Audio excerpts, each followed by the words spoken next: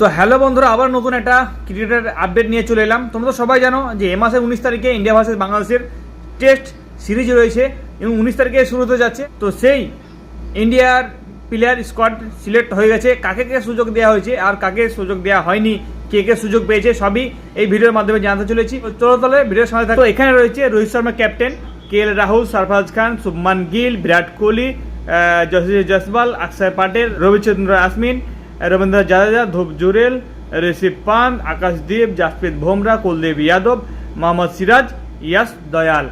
তো এখানে কে কে নেই এবং কে কে আছে তোমরা তো দেখতেই পেলে এই ভিডিওর মধ্যে। তো আমার কাছে কথা হচ্ছে, এখানে সবাইকেই সুযোগ দেওয়া হয়েছে। সরফরাজ খান একটা বড় একটা সুযোগ দেওয়া হয়েছে তাকে। সে বেশ ভালোই খেলছে এখন, সুন্দর একটা উদ্যোগ সরফরাজ খানকে সুযোগ দেওয়া হয়েছে। আর রয়েছে শুভমান গিল তো বরাবরই থাকে, বিরাট কোহলি, যশস্বী জয়সওয়াল, অক্ষর প্যাটেল থাকে, ইয়াসমিনকে নিয়ে আসা হয়েছে।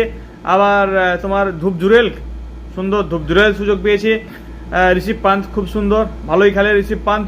তো মোটামুটি ইয়াশ দয়াল সুযোগ দেওয়া হয়েছে তাকে।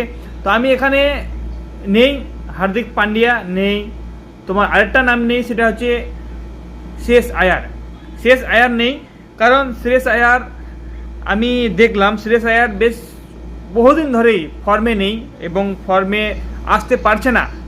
যে দিলীপ ট্রফিতেও সেরকম কিছু করতে পারেনি, একটা হাফ সেঞ্চুরি করেছে এবং সেরকম কিছু করতে পারেনি। তার টিম হেরে গেছে। আগামীতে একটা খেলা আছে, দেখা যাক কী হয়। তাই বলছি শ্রেয়স আয়ারকে সুযোগ দেওয়া হয়নি। টি-20তে কী করা হবে সেটা জানি না।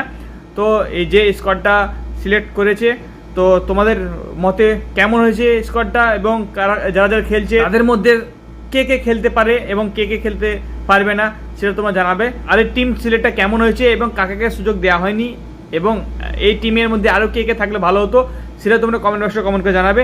চলো তাহলে আজকে ভিডিও এই বন্ধু, ততক্ষণের জন্য টাটা।